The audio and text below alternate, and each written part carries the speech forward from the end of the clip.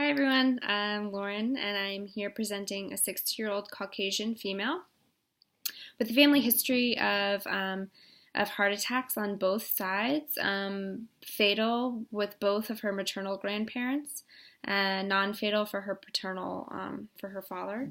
And both sides have experienced cases of cancer. The client's desired outcome is to lose weight, to lower blood pressure, and also to clear some of her acne and skin conditions. She's experiencing some dry patches and some cystic acne around her face and neck.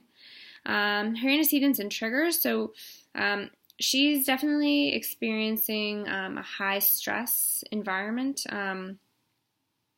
in her life. So she's recently moved from her home that she's lived in for 20 years.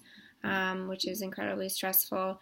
She lives with her son, who experiences some mental health conditions as far as depression and anxiety, and she also her husband has moved out of the state.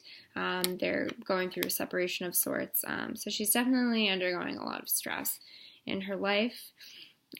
She said that she's been developing some depressive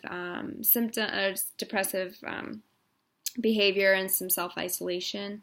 And she also has a very sedentary lifestyle with exercise as far as walking the dog maybe once a week. And she said that her lack of motivation, just general low level of depression, but she said it's definitely present, has led to her poor food choices and her weight gain.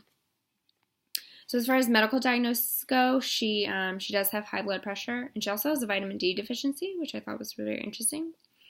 She's 5'8", and she weighs 200 pounds, so her BMI is 30.4, which does put her at an obese level. And also, as far as her anthropometric measurements go, she definitely does. She does accumulate around her waist area, which has been associated with cardiovascular disease and is noted as one of the more dangerous areas to accumulate fat. So, her weight is definitely something that we want to look at first and foremost. So, looking at her diet, it's very inconsistent. We see that some days she is heavy on the carbohydrates, some days she doesn't eat enough calories that's recommended for her. She some days eats more. It's very imbalanced in general, day to day. It's low in fiber, and yeah, just inadequate variability in general. She definitely does not have enough vegetable or fruit intake day to day. Which are leading to gaps in her diet as far as her micronutrient and her macronutrient intake. So looking at her core, the red flags in her case are clearly her weight gain and her blood pressure. So looking at both of these, they're both predisposing conditions to cardiovascular disease, and diabetes for that matter. So these are definitely the two things that we want to attack, but we also need to look at her stress level and how we can try to work towards managing this, because I do think that her high stress is a main contributor to both her weight gain and her high blood pressure. So that's something that we definitely need to take a look at. So her core imbalances, we can see that she has issues with her energy metabolism. And, when we think of energy metabolism, we think about burning calories, and, if we're eating too much, then we won't be losing, but that's really not the case with her. Her calorie intake is actually very low, but it's the variability in the type of calories that she's receiving. So, her body isn't working at an optimal level of breaking down her foods, absorbing the nutrients, and going through full digestion. So that is something that we need to take a look at. And then also her stress level is very high, and it's definitely going to be affecting her adrenal system, and with elevated cortisol levels, and so it's something that we want to take a look at, because it's affecting her whole system, all of her systems. And then, so looking at her nutritional status, our patient is at risk for inadequate micronutrient and macronutrient variability and intake. She's at risk for inadequate intakes of fiber. She's at risk for cardiovascular disease and prediabetes. And both of these things are characterized by obesity, being inactive, being over the age of 45, having high blood pressure, and having some sugar handling concerns, which I think that the client does experience as far as excessive carbohydrate cravings and lethargy throughout the day. At a subclinical deficiency, I think she's definitely has inadequate water intake throughout her day and inadequate intake of essential fatty acids. And then as far as a clinical deficiency goes, she is clinically deficient in vitamin D, and she also is clinically obese due to her inadequate diet.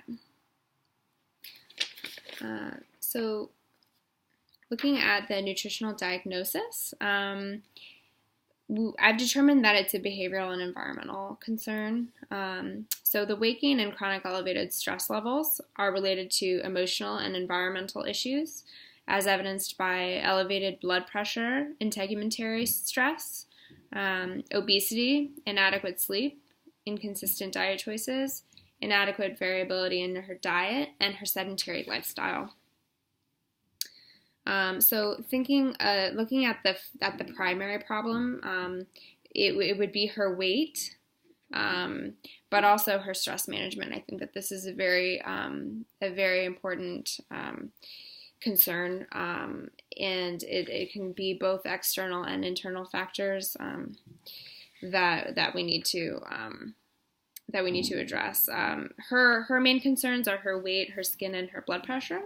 But my main concerns are actually her sleep, her sleep cycle, her stress levels, and then her weight. But then also, her possible hormone imbalance or elevated insulin levels. There's a lot of things that come secondary to this elevated stress that I think it's really affecting multiple systems in her body. I think it's affecting her skin. And so there's a lot of things that we need to work on. So looking at the overall expected outcome goals, we're going to focus on lifestyle or behavioral changes. And I mean, in one sense, it's good that it's not her health concerns aren't due to a medical condition necessarily, but at the same time, it can be very difficult to work to break these habits. So looking at the overall expected goals, we're going to try to we're going to look to support her stress response and energy metabolism. As far as her inflammation and oxidative stress, we want to look to incorporate more serving, and this is behavioral, but also as far as the dietary requirement is that she needs to start incorporating 3 or more servings of vegetables and 2 or more servings of fruit per day to increase her nutritional variability and her fiber intake. We also want to incorporate some anti-inflammatory foods or supplements to reduce risk of cardiovascular disease and to support lowering of her blood pressure.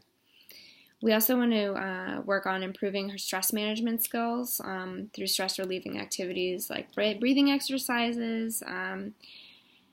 I would recommend some psychotherapy, yoga therapy, and working towards changing some of her personal relationships in a positive way. I think that those are a large burden on her, and they do affect a lot of aspects of her life that ultimately do affect her health and her nutritional choices. So we also want to look at starting a physical activity regimen. This is going to aim to reduce her weight, but also to support her stress relief and hopefully improve some of her sleep patterns. So the short-term outcome would be to reduce some stress, also to just increase her mental state of mind. I think she struggles with motivation. She struggles with some self-confidence. And I think that working towards this would be a great short-term outcome to help propel her into continuing on her road to weight loss and to better health. For a short-term outcome, we're also going to improve the diet in the ways that I had said before, and then also to make the exercise plan.